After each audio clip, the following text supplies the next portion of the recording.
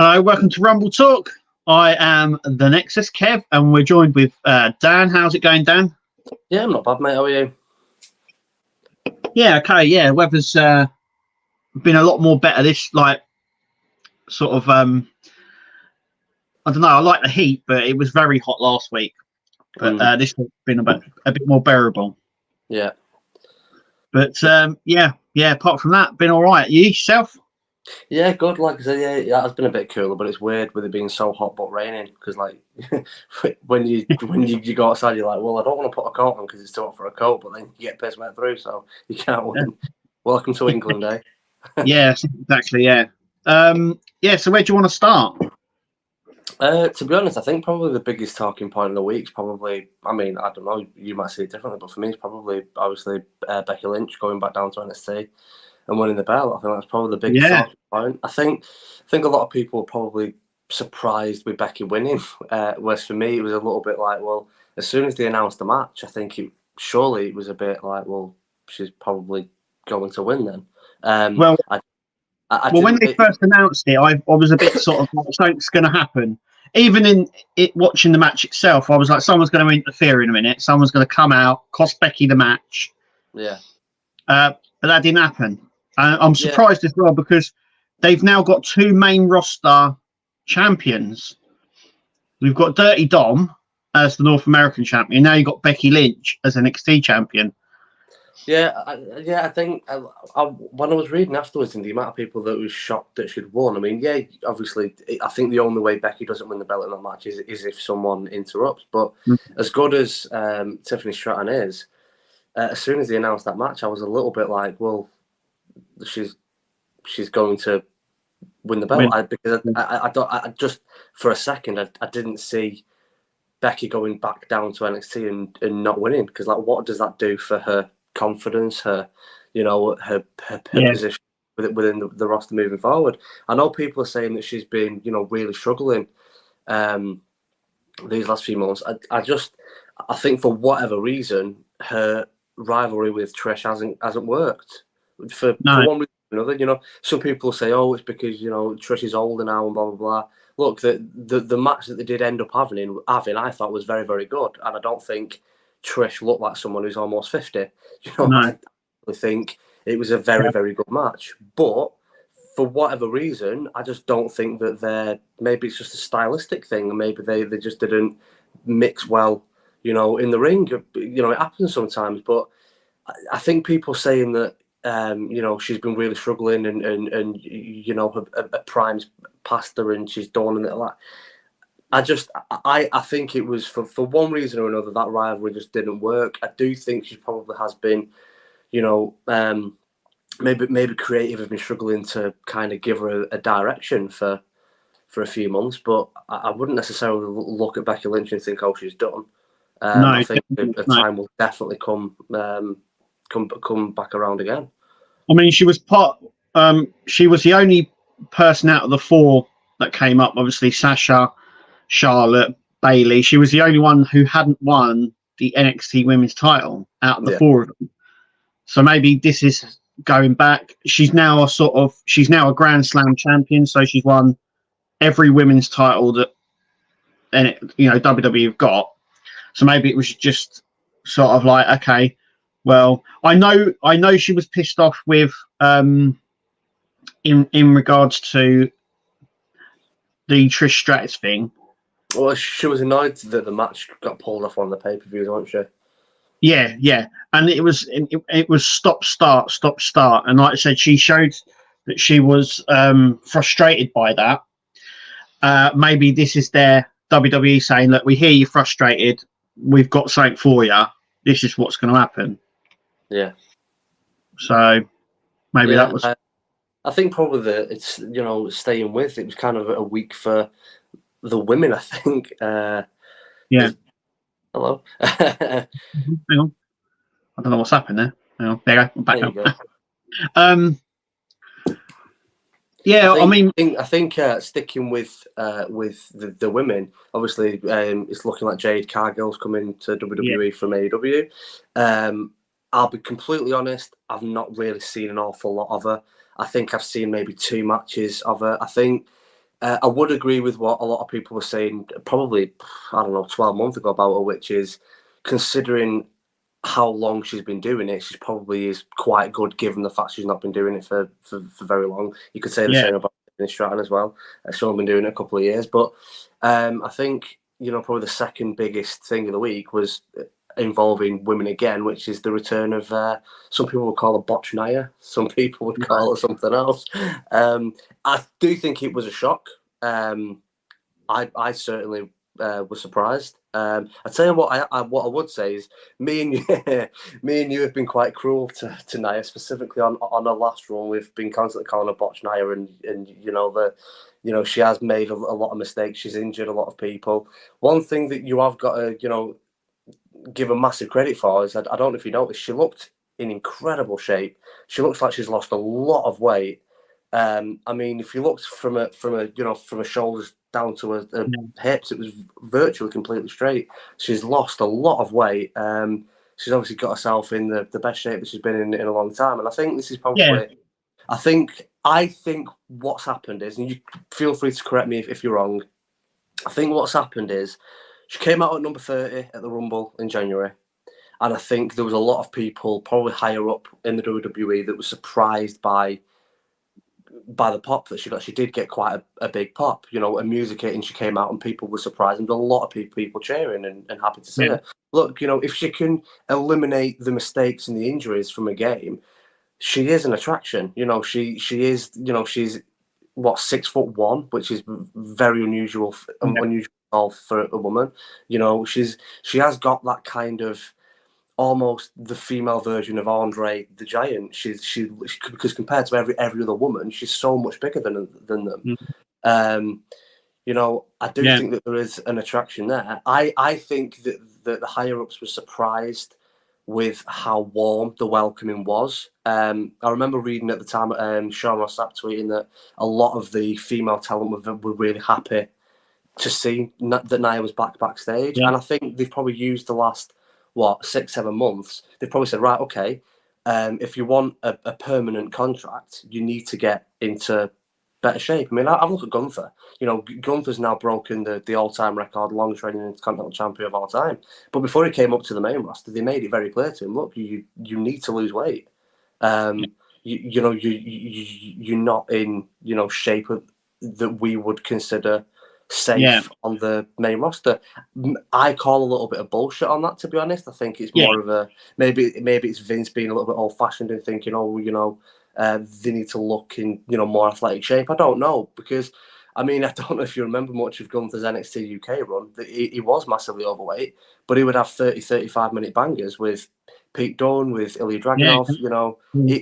I don't think stamina was something that he struggled with, and the same could be said with Nia Jax.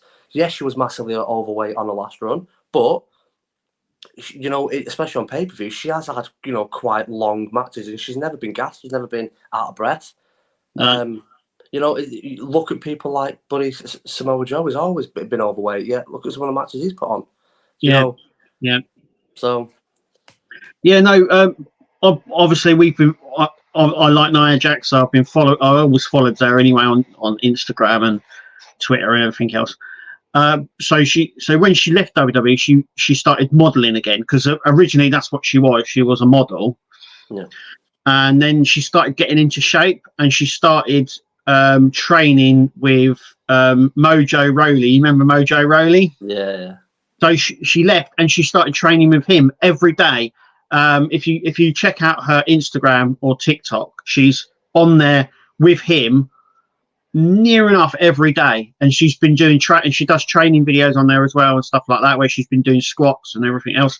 So since she's been away, even before the Rumble, she's been getting into shape, and she's been doing ring work as well, obviously with Mojo Rawley. So she's been sort of still with the wrestling, so she's still been doing that since she left, and she's already said that she's in better shape than she's been in years, and yeah, I think a lot of people were, like I said, a bit shocked. Asuka came out on Twitter this week after Raw and sort of broke character and said, because a lot of people were saying, you know, like Botch Naya, or I can't believe she's back there. She's going to wipe out the women's roster. And Asuka actually said on thing, and she said, "We hate bullies. I hate things." I said, all the women. She said all the women backstage are 100% behind Nia Jax. Everyone wants to work with her. She's brilliant, and she sort of broke character to sort of say all this harassment bollocks has got to stop because it's not true. Yeah, nothing you're saying is true. Yeah, I do think that there is a fine line there, though. I think people going on. I don't see a problem in the past calling her Botch Naya because she was a disaster at times. She's injured a lot of wrestlers. I don't have a problem, and I don't think anyone should have a problem in saying that at times she's been reckless and dangerous. And there's been all the female wrestlers who are friends with her saying that, you know, there's been times where they've not felt particularly safe with her because she has injured a lot of people. But I think that there's a line that shouldn't be crossed. I think if you go on social media to, you know, harass her or give her any form of abuse, then you're taking it way too far. I don't think that there's a problem with calling someone out on, you know, I mean, her injury record, was it between 2020 and 2021, she injured like 9 different female wrestlers. It was ridiculous. You know, there was a time where she was very, very reckless. And to be honest, I think, you know, I've not been particularly impressed in Charlotte. I don't know what is going on with Charlotte. Charlotte, I think if you go back 2 or 3 years, you could call Charlotte arguably, of 3 years ago, arguably the best female wrestler on the planet. What has happened to her since she's come back? It's like, I don't know. It's like she either just doesn't care anymore, which I find hard to believe because I think that she's very, very professional. But something isn't right because I think her matches just don't look clean. I think a lot of them now are starting. They're being troubledly placed, if you know what I mean. They don't know what to do with them. Becky Lynch is a perfect example. Yeah. Gone to NXT because I don't think they know what to do with her. They've started teaming Charlotte with Shotzi. I don't get it. Bayley barely wrestles now. And when she does, it's a slow pace, not like she used to. And I'm sort of wondering whether they're sort of, I don't know, they're sort of troubling to place the old crew, if you know what I mean. I mean, you've still got, I mean, I don't know where they're going to go with Bianca because now she's lost the title. If you haven't done anything with her, what happens now? You know, this is the problem I think they have with a lot of things. Is that they build them up or they're champion for a very, very long time. And then when they lose the bout, they kind of go, well, what now? Chris Jericho, years and years ago, back in 2002, it was brilliant. So he won, obviously, the undisputed, he was the first undisputed champion. Yeah. And he went from winning that to obviously losing at WrestleMania to Triple H. Yeah. So he had 3 pay-per-views in that time of winning. And then on the Backlash, he actually said it on the pay-per-view, on the Backlash after that, 2002 Backlash, he wasn't even on the card. And he actually came out and they did a promo. He'd come out and done a promo where he said, I was the first undisputed WWF champion. And he goes, 3 months later, I'm not even on the card. He just gone, and he lost all momentum. And I think a lot of that still plays out today. You see it with a lot of champions. Once they're champion for a long time, they sort of fizzle out, and it's like, where are they now? It's happening with Bianca at the moment. It happened with Charlotte, by the way, as well. Charlotte held the title for a long time. Yeah, she lost it and then sort of disappeared. Yeah. And Bianca's the same. Greg Belair, they're sort of just. I don't know whether they just go, right, just have some time off and then come back. We've got something for you. But, yeah, like I said, they've done nothing really for her. In regards to Becky Lynch winning the NXT title, the only thing I can suggest they've done that is to bring more eyes to NXT. Yeah. They've gone, oh, hang on. Becky Lynch is on NXT. I'm going to watch that now. I don't normally watch it, but Becky Lynch is the champion sort of thing. And then if she takes the title to Raw and SmackDown, and she starts talking about NXT, loads of people are going to go, oh, maybe we should watch NXT sort of thing. That's the only thing I could think of. And then the problem they have now is who do they get to beat Becky Lynch on NXT? I mean, to be fair, I won't be surprised if she holds the belt for 3 or 4 weeks and then Tiffany Stratton ends up beating her and taking it back off her. I won't be surprised. Yeah. And then, like you said as well, you got Jade there over on NXT AEW. She's just had her last match. I think it's tonight. This is obviously we're filming this on Friday, so they pre-recorded Rampage. Yeah. And that's her last match. But I was thinking, imagine if she turns up on SmackDown. She'll be on SmackDown and Rampage the same night. Yeah. Because obviously there's no competition clause or anything in their contracts in AEW. So effectively, she could just turn up on WWE.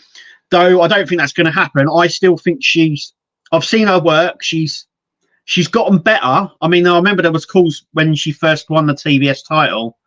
Why did they give her it? I mean, she wasn't a very good wrestler.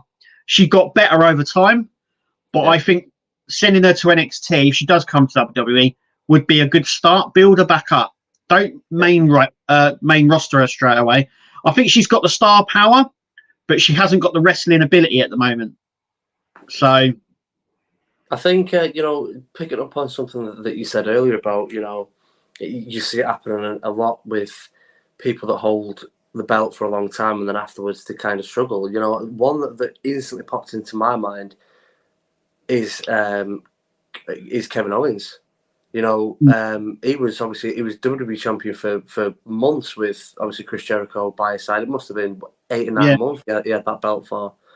A little bit poor that he dropped the belt to Goldberg, but it is what it is. Yeah. I believe the first person to beat the Fiend was also Goldberg. They've done some very strange booking with Goldberg over the past 3 or 4 years. Very strange. But yeah, I think surely anyone with half a brain would have gone, well, the first loss to the Fiend, the only thing it could have been would have been Finn Balor's Demon King. It would have to be something that's not human. But anyway, I think Owens for years, I think after dropping that belt was kind of, really struggling to kind of find a place. He was having very, very good rivalries and putting on good matches, but he's a very, very good wrestler. Very, very good wrestlers are going to continue to put on very, very good matches, and his stories were always great because he's brilliant on the mic. Yeah. So he's always done very, very well, but he's never been positioned, high up until him winning the tag team belts at Mania with Sammy. I do think Finn obviously never had his time in the sun, obviously, because he won the belt, first ever Universal Champion, but he injured himself the same night. And he never recovered from it. So I do think that there is something there with that. And the only thing that I can think of with Bianca is that maybe they've told her to have a little bit of time off because she was women's champion for well over a year, but before that she was like she was women's champion on SmackDown. If you look at the last 2.5 years, she's been go. She's not missed a single week, and she's been wrestling almost every single week as well. Yeah, so maybe they've gone just now you've dropped the belt, have a bit of time off, and then come back and rebuild. Maybe they're gonna add her to the this Bobby Lashley and Street Profits faction. Obviously, she's married to Montez Ford. Yeah. Maybe it looks like something might happen with the Judgment Day. Well, Judgment Day have Rhea Ripley. So maybe it would make sense for Bianca to join them, kind of even the scores. Who knows? Yeah. I also saw a report saying that they're going to split the tag team titles in the coming months. So I don't think they're going to split them. I think what we're going to do is they're just going to create another tag team title and then merge the two like they've done with the world. So you'll probably get the World Tag Team Champions and the WWE Tag Team Champions like they did years ago. But they need to because they've got so many good tag teams now. and it's sort of like fair enough they're wrestling every week and whatnot, but it's like what do they gain? There's no goal because there's only one set, if you know what I mean. You know, Yeah, I it don't know. limits the 14 division a little bit. I don't think that I don't think any of them have a clue what's going on at the minute. Obviously, they've just been bought out. You know, Yeah, they're now owned by TKO. So yeah, who knows? Who knows? Apparently, Vince McMahon's had more influence creatively over the last few months than what we've been led to believe. Because obviously the things have changed, and you've had a lot of fans kind of saying something with the products kind of changed. I wonder if Vince is back in charge, and everyone's gone, no, it's all Triple H, it's all Triple H. And then, evidently, over the last few days, it's come out that, Vince actually has had a lot more. It was Vince's choice to re-sign Nia Jax. yeah. So, and look, who knows what's going to happen now with this WWE and UFC merger. Nick Khan was saying that he thinks that the UFC pay-per-views will now be on Saturdays and WWE pay-per-views will be on Sundays, which is They'll move them again. Yeah, I don't know. But I think there's still a lot to come out. I know they said they're going to lay I don't off think anyone knows people. at the minute. Yeah, it's all up in the air. I don't think this sort of merger is not sort of like an easy thing. I don't think. I think it's because there's gonna have to be changes at the offices. They've already said they're going to there's going to be job losses. Backstage job losses. Not they've already said that at the moment there's going to be no talent released or changed, but they said there's going to be a lot of changes sort of backstage, office staff and stuff like that. So we probably won't see any sort of change to the product. Obviously, Triple H is still head of creative, but he's not head of the board anymore. So I wonder how that will change the product going forward. Whether whatever happens with that, it's going to be difficult to judge because Triple H hasn't got a majority say now on what he wants done. No. So, one of my friends got a little bit confused when he read he's not he was a bit of a wrestling fan when he was a kid, but he's never really stuck to it.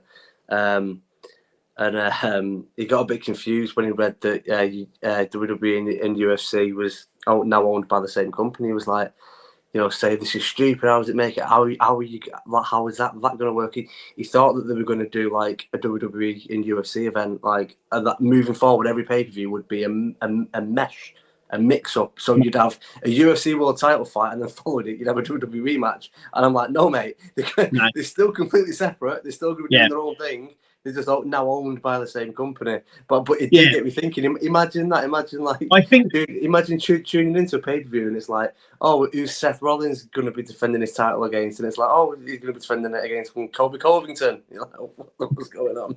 I'd like, no. I think they may do mergers, getting them on both shows, maybe like more talking. You know what I mean? More stuff like that. So more backstage sort of stuff than ring stuff. But I think because they're the same, I think we could see sort of a cross, if you know what I mean. Maybe I mean Brock Lesnar they could say, Brock could be on WWE and UFC. There could be like the merger that way. I think Bobby Lashley's also done MMA as well, so yeah, you've got Shayna Baszler as well. Obviously, Ronda's now not there, but and then you've also got Matt Riddle as well. He used to work for the UFC as well. Do you know what I think? I think this could be the time where potentially we finally get a version of Conor McGregor in WWE because people have been clamoring for it for years. I think. Look, I think we were speaking about it on last week's show. The reason why Shayna Baszler is so good at what she does is because she spent a long time learning. She wasn't on TV for the first 5 years. Hang on a second, sorry. No, you're right. Sorry about that. Someone trying to ring you. Yeah, sorry about that. No, you're right. Yeah, I think you know, the reason why Shayna is so good is because she was working with the WWE for about 5 years before she was ever seen on TV. You know, and she learned, and it took a long time.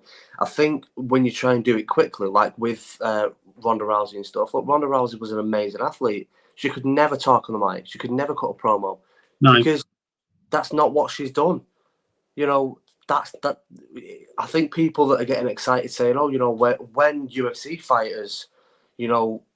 I mean, Nick Khan said it, and I'm just was like, "What are you talking about?" He was saying, you know, UFC fighters only have a short shelf life in the UFC, and maybe now we can offer them, you know, a long-term life and future with the WWE. And I'm like, it doesn't work like that. Just because they're athletic and like the principle of some of the moves and you know the grapples and stuff are similar, and obviously they're very very good at them.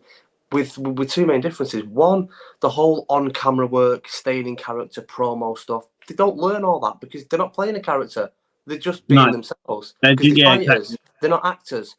And then you've got the second part of it is there will be some people who cannot do WWE because from the age of 4 and 5, they've been taught to kill. They're not going into the UFC octagon to pull a punch, to, oh, how do I make this punch look good but not actually knock their head off? They're trying to knock their head off. Like when they're getting someone in a submission, they're trying to snap their arm off.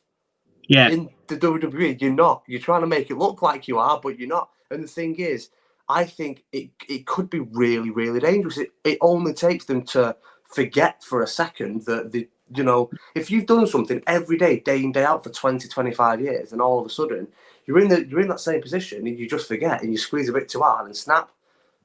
I think that it could cause a lot of problems. I think in terms of it actually working, even if they can kind of come to terms with that, it's why people wanted Conor McGregor, because Conor McGregor's biggest asset for the UFC was his personality, was his press conferences, was his ability to talk. He was funny, and I think he's one of the few who would be very, very successful in the WWE because you already know that he's very, very good on the mic. Yeah. And he wouldn't really have to. He wouldn't have to be in character. He'd just be himself. But he's got the very rare ability that not a lot of them have, where he would sell fights and make record numbers and record ticket sales and make more money than anyone else in the history of the UFC, because he could sell every fight. It would make you want to watch it because you tune into his press conference just to hear him chat shit, and then you tune into his fight to see if he can actually walk the walk or not. Yeah. So we'll see what happens with the merger going down, but like I said, I don't think we'll see any immediate change. No. For a while. So, but we'll find out. We'll find out in due course. But yeah, I think people are still up in arms with Punk. You know, you've got to think AEW have lost Jade and Punk in the same week nearly. Two big losses, and they brought in, you know, however you feel about Punk, however you feel about Jade, it's sort of, they brought in people. They brought in viewers, people viewed it, people tuned in. I don't think, you know, I think with Punk, they're going to miss him a lot more than I think that they feel that they are. Yeah. Jade, I'm not too sure, but I know she was definitely a draw for him. But I don't know where they all go from here. She was different. She looked different. Yeah. She talked different. And in that world, different is only ever good. Because look, me and you, I've been watching wrestling for nearly 30 years. You've been watching wrestling for about nearly 50 years. I'm joking. No, but you get the point. Yeah. We've been watching wrestling for a long time. It's not that often now that you see something that you've never seen before. No. It should, because over nearly 3 decades, you're going to have seen pretty much everything. You know, they've done every storyline and everything else. There's nothing now. I don't think. Yeah, it's there's no way now where they can take the product wrestling where they've never done before. So we've had trans champions, we've had gay champions, we've had black champions, we've had men's champions as well. You know, Tessa Blanchard won the men's or the world Impact title, which she won off Brian Cage. So they, you know what I mean? They've done that. Yeah. So you know what I mean? They haven't done that on WWE yet. Maybe that's coming. Maybe a woman will win the world heavyweight title. They're teasing it with Rhea. You know, her spearing Owens through the barricade only a couple of weeks ago. I mean, that woman is she's outrageously good. I mean, and you know that it's like scary power. I mean, when she lifted Otis on her shoulders and held him there and just looked at the camera and was like, well, he's about 27 stone. And she just held him on her shoulders and was like, oh, that's easy. And then, like, it was kind of like a bit of a Samoan drop kind of thing that she did, wasn't it? And you're like, that's Otis, that she's just hauled up there and just held there and kind of gone, this is easy. I think staying with that team, actually, I still think that Gable's going to win the Intercontinental Champion. Now he's surpassed. Now Gunther's the longest reigning Intercontinental Champion. He'll drop it now. He'll drop it in a couple of months. He'll drop.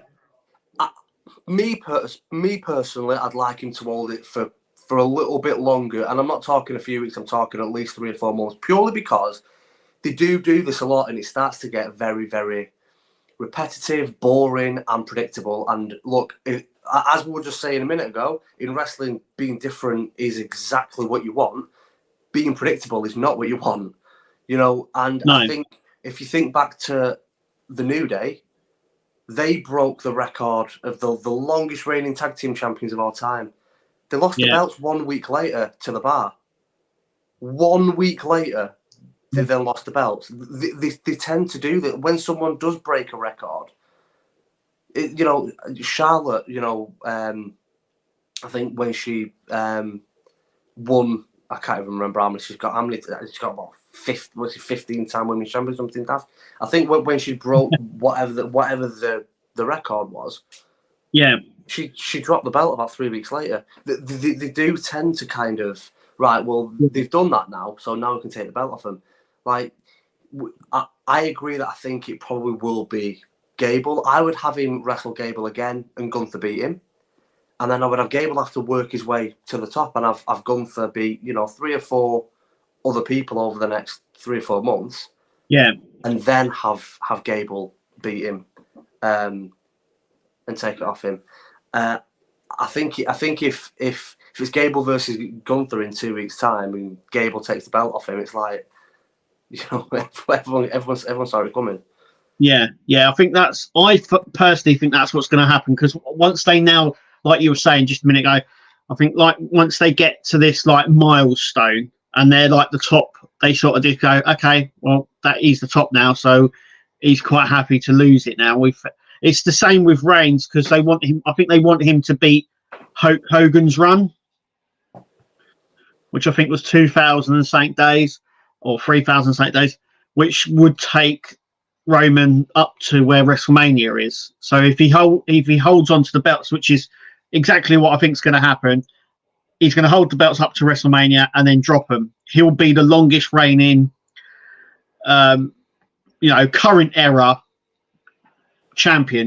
Beating Hulk Hogan and all them lot, and Bob Backlund and everything else. So we've joked about it a few times, and part of me thinks it would be pretty cool because you probably never going to again. But I do think Bruno Sammartino's record of over 7 years, I think that might be a little bit too much. Yeah, that is too far. I guarantee they've already said that's too far, but we still want him to be the all-time. Look, I think I speak for everyone when we all kind of think Mania next year, Rhodes finishes the story and takes the belts off him. Yeah. I think that I'm almost 100% certain that the main event of WrestleMania next year is Reigns versus Rhodes 2, and Cody will beat him. I'm almost certain of it. Yeah.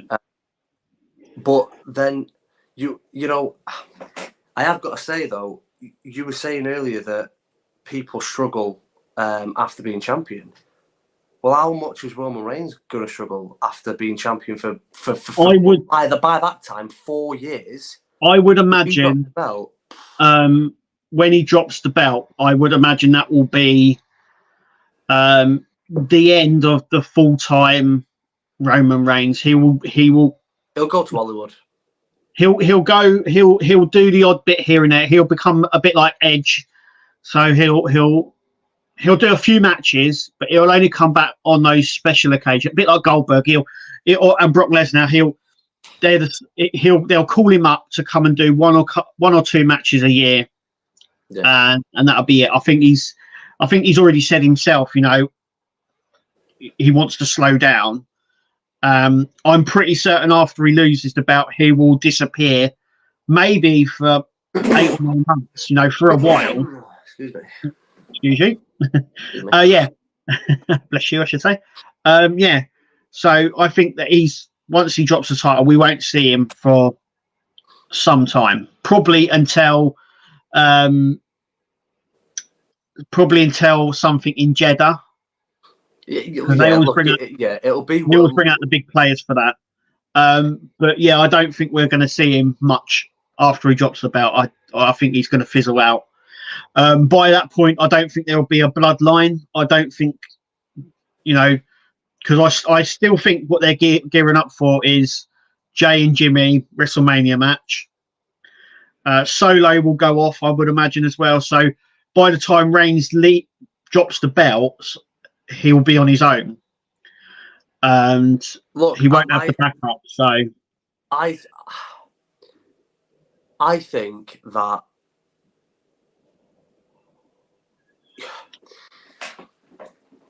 we've spoke about this so many times, but what you were saying then about Roman kind of being a bit part player, after he drops the belt, and it'll come to Jeddah. Look, that's what they've done with Undertaker, apart from the last couple of years, because obviously Undertaker's now retired. I know he showed up once on, the last thing that he's done in a WWE ring was to have that interaction with Bray, which is even more heartbreaking now after obviously what has happened to Bray. But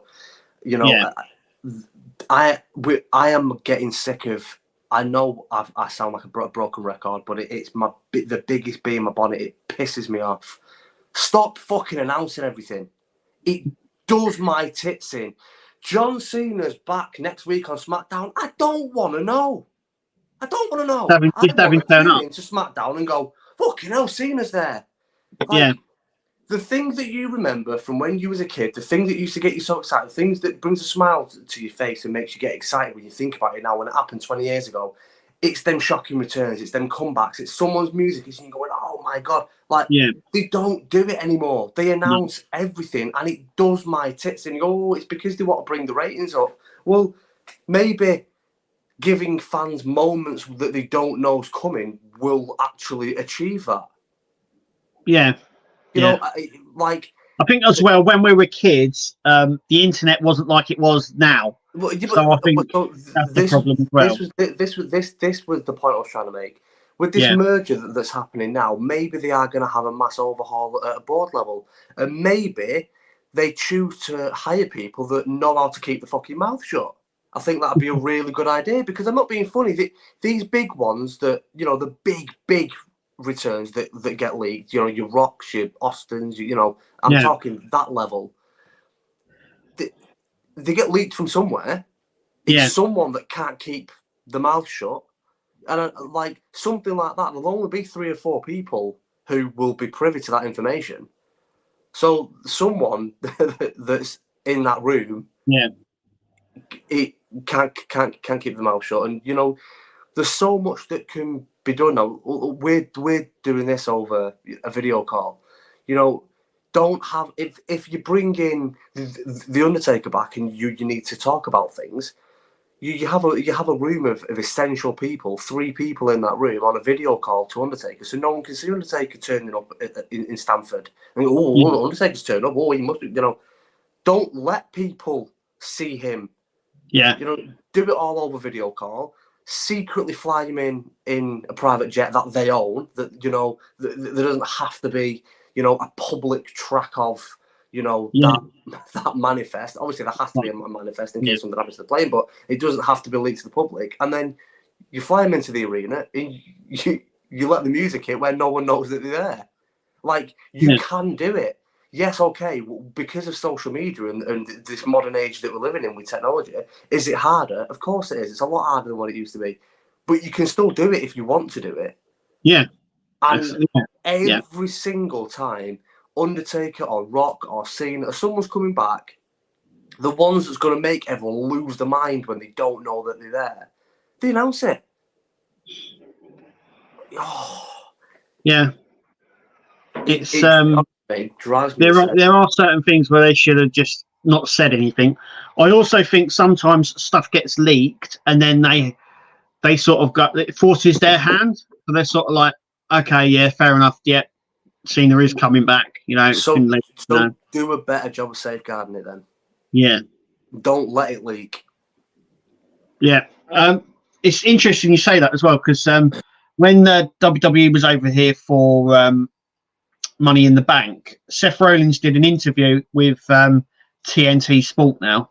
Yeah. And they were talking to him about leaks and stuff like that, and he goes, and they're about to say Sean Ross, and he goes, don't say his name, don't say any of their names. He goes, they're a cancer on the wrestling industry. He goes, but the leaks come out. He goes, there's people everywhere. He goes, there's moles everywhere. He goes, it's impossible to keep quiet about anything. He goes, but there's ears everywhere. He goes, so the leaks come out from me. He goes, I don't know who's leaking it, but he goes, they're everywhere. Because he goes, some of the stuff that comes out is obviously bullshit. But he said some of the stuff comes out, you kind of look and go, how did they know? It's like, it must be one of you lot. But he goes, you can't keep everything quiet. And he goes, there's ears everywhere. But you can. But you can't. So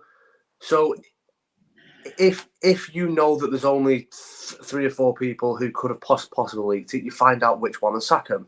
You make it clear to every single member of staff, if we find out that you're leaking information, you're sacked. I don't care who you are.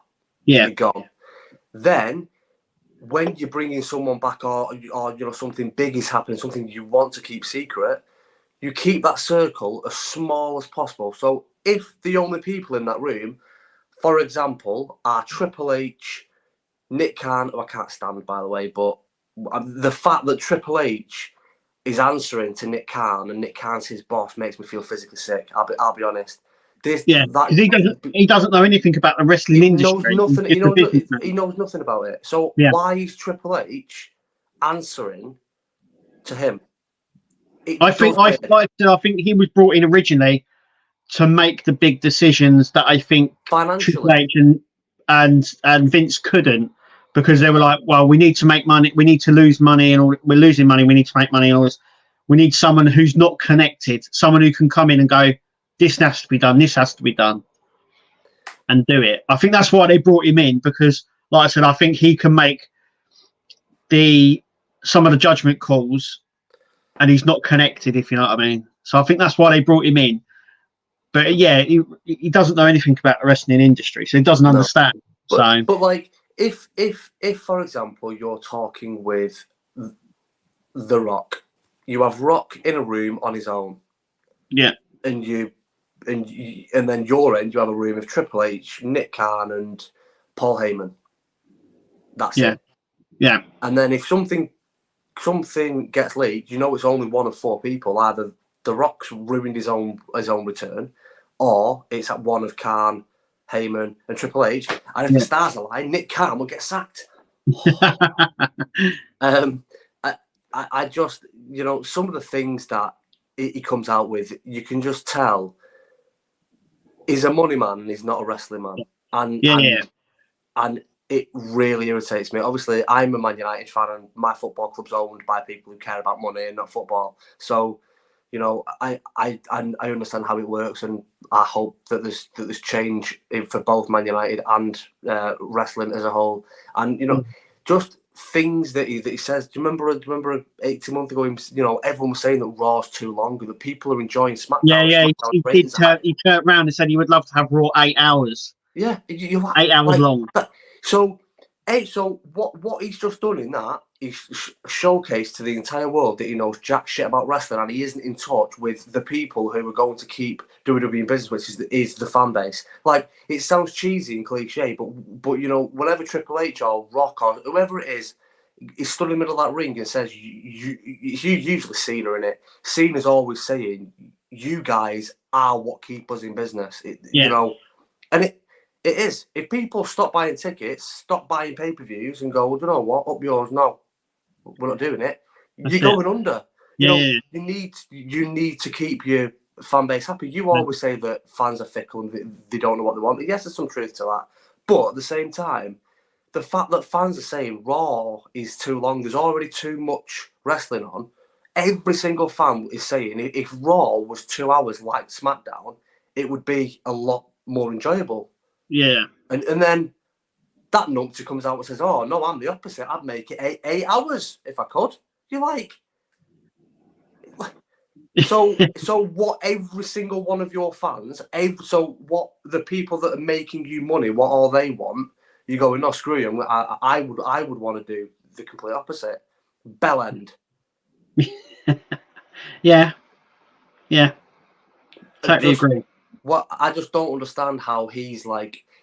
Look, I something feels very fishy with me. I mean, you just said that Seth Rollins caused Sean Rossap cancer. I think all of them are.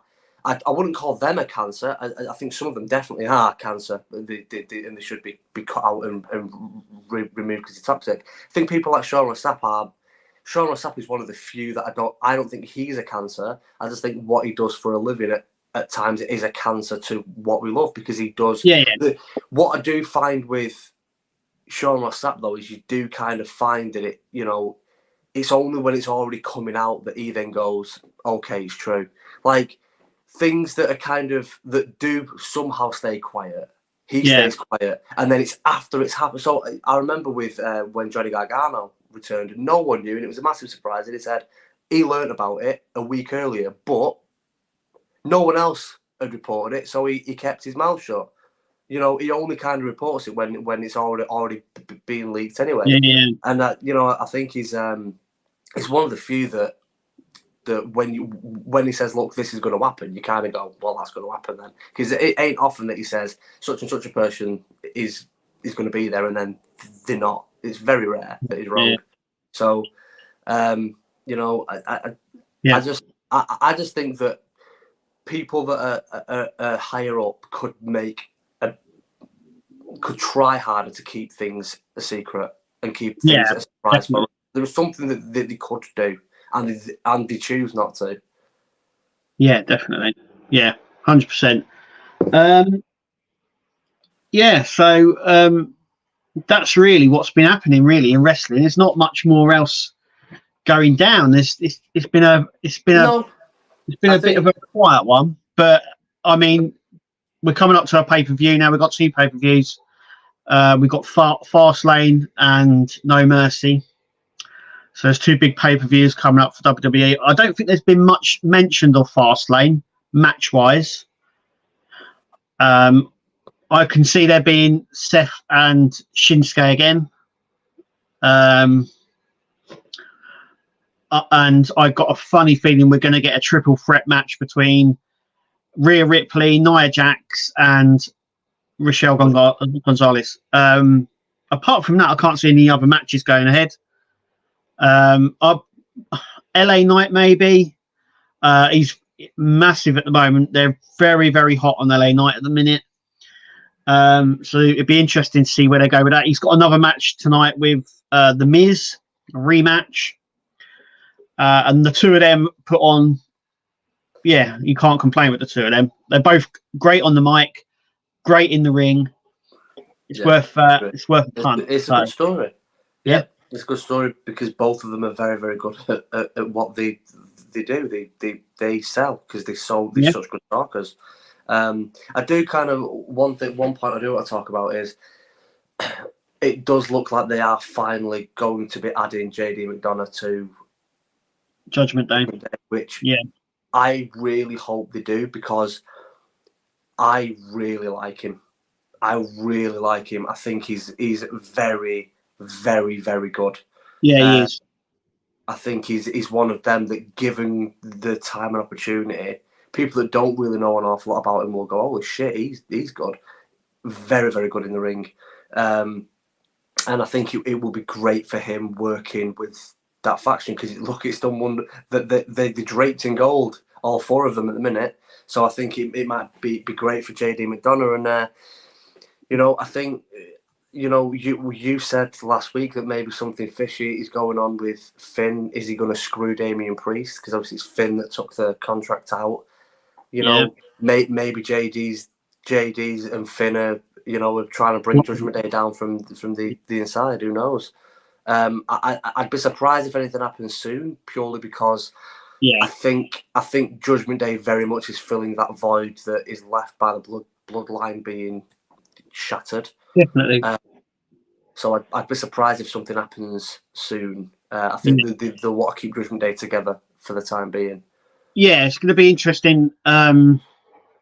Rhea's had the title for a while now. I don't know if she's going to drop the title or not. I don't know.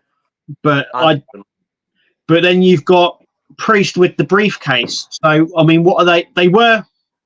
There was teasing him cashing in a few times with Seth, but they seem to have moved away from that now. And it's like, I think they've come away from it because Shinsuke is doing very, very well. I think whoever's idea it was for him to cut his promos in Japanese and have subtitles, genius, because he's getting himself a lot. He comes across a lot better when he's speaking in his native tongue. His English isn't necessarily the best, and I think even when his English isn't bad, I think he's just got that thick of a Japanese accent. It's hard to understand him sometimes. That isn't his fault. It just makes promos very shit when they're in English. I think them in Japanese it just seems so much better and cooler, and there's this like dark element with it. And I think because of how well he's doing with his promos, the stuff that he's saying about Seth's back, and how good both Seth and Shin are in the ring, I think they've probably decided to kind of pull the plug a little bit on Priest and his cash-in, because they don't want to take away from that storyline. I think it'd be too much if you've got that's cooking and that story's going really, really well, and people are digging it and they're interested in it, but then you keep teasing this Priest cash-in at the same time. It will kind of overshadow their story a little bit, I think. I mean, who knows? Maybe he'll completely shock the world and decide to cash in on Rhea. Who knows? Anything could. But yeah, they did make that assumption as well, though, didn't they? They did say that actually you don't have to cash in, because originally you could only cash in on the WWE or World Champion at the time. But this time they actually mentioned that you can actually use your briefcase to cash in on any title. It's the first time they've actually mentioned that as well. But also as well, there's something else that I've been thinking of as well, which hasn't really come about, which is they closed down NXT UK, and they said in a year we're going to come back and we're going to have NXT Europe. And there was a big thing about it, because that's the reason why they closed it originally, so they could open. They said they were going to rebrand it as NXT Europe. That doesn't seem to have been happening. It's gone now. I don't know what's happening there with that. I've got a bit of a theory behind it, and I think you'll correct me if I'm wrong, but I believe right. Gunther had already come up to, definitely, was more on NXT, was in America a lot more before NXT. I don't think Gunther was on NXT UK regularly when they disbanded. I think he'd already made his transition up. He might not have been on the main roster all the time, but he definitely wasn't, NXT UK every week like he was. So I don't think you can really include him in it. No. The main start, he definitely wasn't, because he definitely had already come up, because at the time NXT UK's last champion was Tyler Bate, and Tyler Bate obviously won the belt when Ilya Dragunov got injured. Yeah. So I think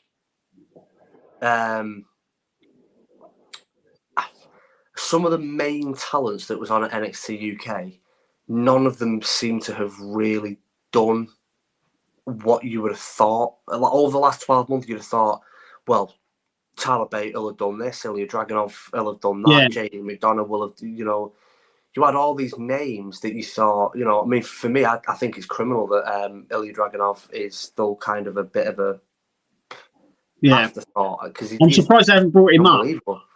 That's for sure. I'm surprised they haven't brought him up. He's definitely ready to come to the main roster. He's got the look, years ago. Character, he's everything. But what I found out when I was looking why NXT UK was cancelled, that was due mainly down to COVID, but also because BT Sport had upped the rent to rent out the space at the BT Centre. So that meant that it cost them more money to produce NXT UK.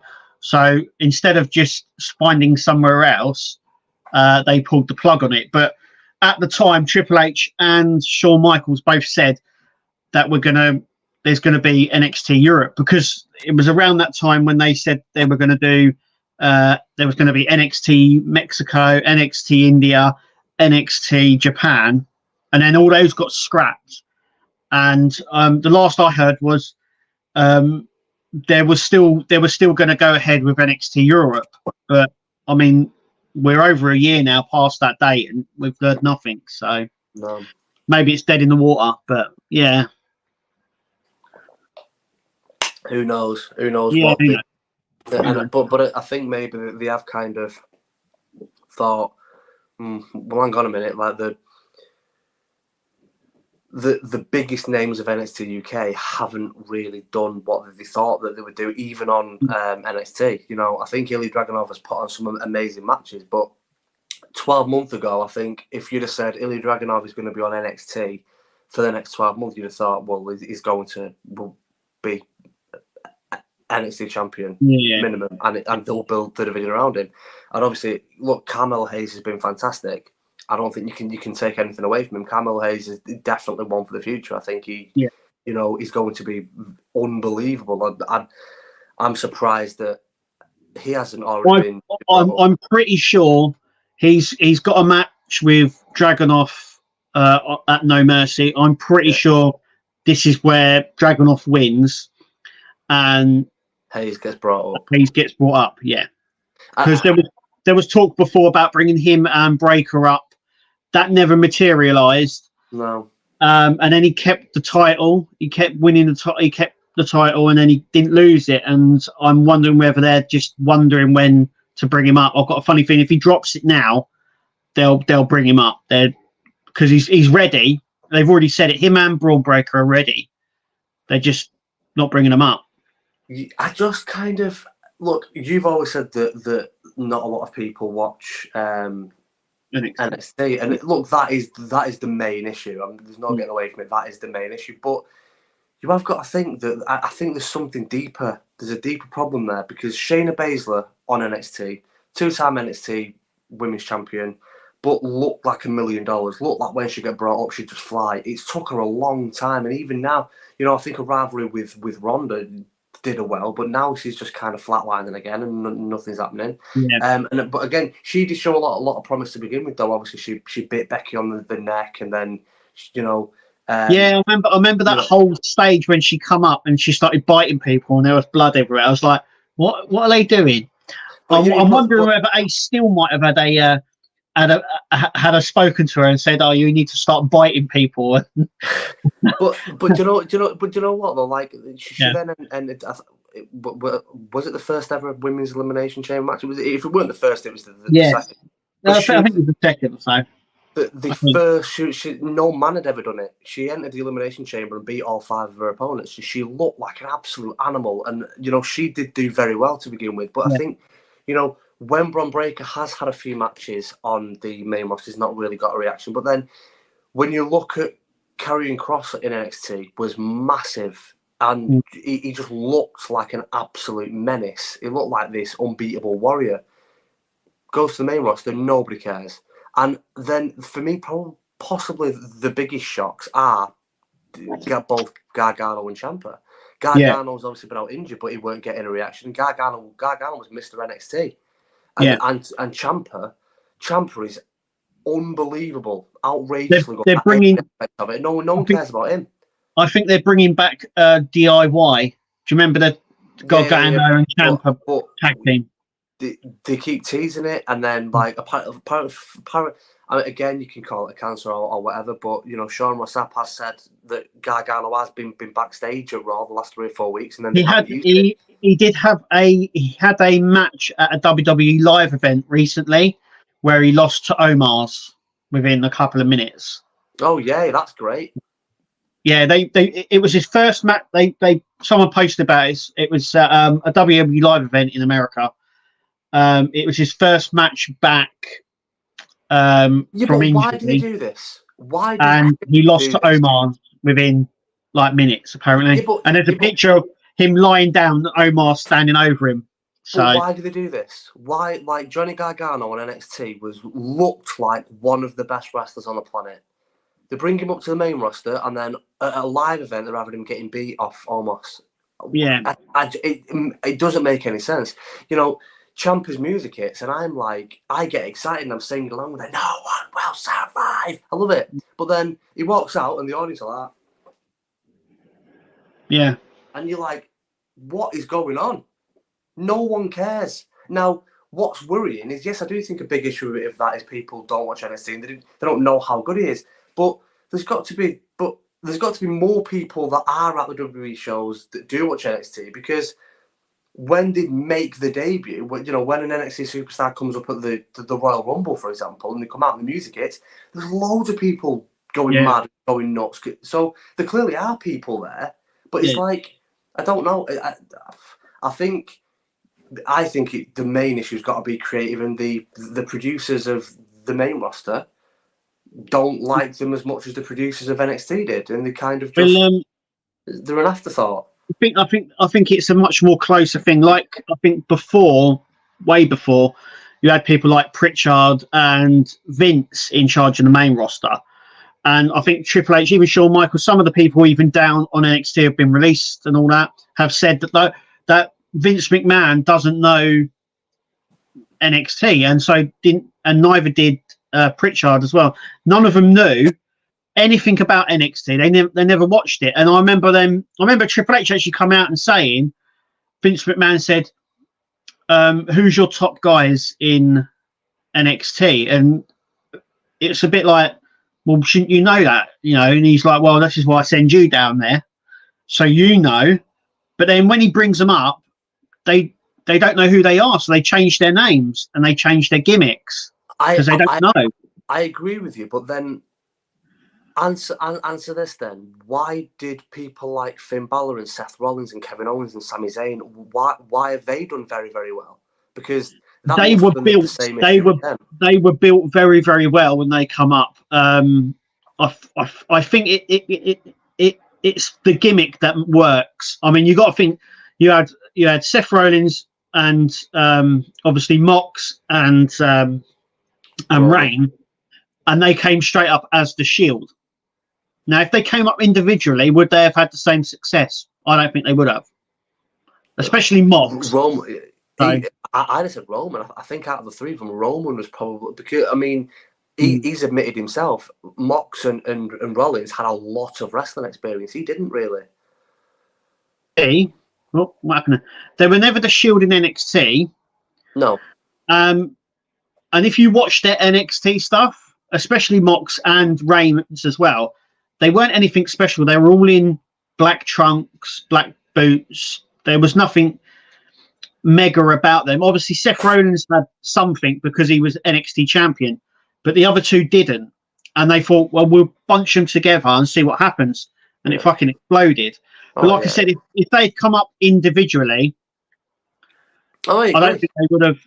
You got to think a lot of people. You also got to think being NXT champion back in the day didn't mean shit, because you had, you know, if you go back far enough, Bo Dallas was NXT heavyweight champion at one point, and so was Big E. And now when he came up, he was a bodyguard when he first come up, Big E. Yeah. and he just stood there. He was like a muscle for AJ Lee and people like that. I think it was yeah, because when he come up, he was called Biggie Langston. Yeah, and it was he was the muscle for AJ and Dolph Ziggler, and he just stood there for ages. He didn't do nothing.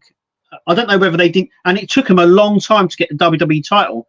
But people like him were NXT champions. They were, yeah, and then you look at the other scale though. You've got people like Charlotte and Bianca Belair never won the NXT Women's title. Yeah, I mean, but then you've got like another another name that I can throw out there that kind of thickens the plot and probably confuses you even more. So sorry about that, Kev. But you've got to mention, obviously it's Malachi Black now, but Aleister Black when he was in WWE. Yeah. We were saying before how you have to be different. Nobody had seen anything like Aleister Black. The first 2 years on NXT, he didn't speak, and then he cut his first promo because people were saying, well, he's Dutch, and obviously most people that are Dutch have very, very good English. Maybe he don't have very good English, and all of a sudden he actually sounds English when he speaks. He doesn't even sound Dutch. He's he's got the most perfect. Obviously you would think he's spent a lot of time in England. His English is better than ours, But for the first 2 years he didn't speak. I think his entrance, his gimmick, everything about him. I don't like that kind of we have seen it before because the Undertaker, just because it's a bit dark and a bit like you can't say that Bray Wyatt was like the Undertaker because it was completely different. It was in that mold. It was dark and it was twisted and it was but it's still very, very different. And we hadn't seen anything like Aleister Black before. And when they brought him up to the main roster, they didn't change a thing. They didn't change his name. They didn't change his music. It was still coming up off the bloody the coffin board. His music was the same. Yeah. Candles around the coffin, everything was identical, but no one cared. No. And I'm sat there going, hang on a minute, it's different. It's something that you've never seen before. Yeah. His entrance is one of the coolest entrances that you're going to see. It looks like it's just arising from hell to just wreak havoc. His finisher, the Black Mass, is one of the best kick finishers I think I've ever seen because every time you think he's killed him. Every time he hit, you think someone check it. You kind of get JR man kind of take it. This goddamn killed him. He's dead. That man's dead. But he was amazing, and yet nobody cared. And for me, some of them, like Bo Dallas. Obviously, we don't know what's going to happen now with Bo. We know that he was obviously playing the Uncle Howdy character. We don't know what's going to happen moving forward. What's happening with Bray, but at the same time, when you think of your Aleister Blacks and your Johnny Garganos and your Tommaso Ciampas, the only one who did have a couple of matches on the main roster and people did seem to really like him was Adam Cole. Obviously Adam Cole's now in AEW. Yeah. But, he when they did the whole NXT as a part of the Survivor Series thing, he had a match against Daniel Bryan on SmackDown and beat him clean. And then he had a match on Raw against Seth Rollins and beat him clean. Yeah.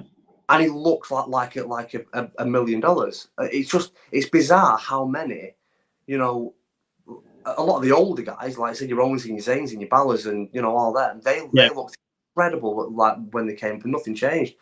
But then you've got people like Gargano and Ciampa who were incredible down in NXT, and they come up and it's just like I don't know, I don't get it, I don't understand why. Yeah, we could talk about this for hours, but I think it's time to wrap it up, really. But yeah, maybe we can talk about it next time. Like differences between NXT then and now. I think totally different, but we'll discuss that at the next on our next podcast. I think because it's interesting. Just let me say this before we go. It'll take me 10 seconds. I don't know how true it is. It was from an unsourced. It wasn't like a wrestling journalist. It was just a fan like me, basically. But apparently, for the first time in 2 years, I believe, Velveteen Dream started wrestling again. Oh, okay. And obviously, we don't know what's going to happen. We don't know what's going to happen purely. Yeah, that whole thing is a bit tragic, really, because I don't want to get too much into it. But apparently, he was accused of doing something that then turned out to be bollocks. Yeah. And it effectively destroyed him. And yeah. But Matt Riddle has been accused of stuff, was found not guilty. Yeah. He's gone on to do all right. JD McDonough, I mean, the infamous line from Owens and NXT, JD McDonough, Google me, you know. You know, but you know, he was accused of awful stuff. He's now, you know, his career's taken off again on the Judgment Day. And it is a shame because Velveteen Dream, we talk about different and unique. I mean, yeah. Anyway, we'll wrap it up. Yeah, we'll end it there. Thanks, guys, for watching. Remember to click subscribe, all that sort of stuff. We'll see you next week, same time, same place. I've been Kev. I've been Dan. Take it easy, guys. And we'll see you at the next one. Take it easy, guys.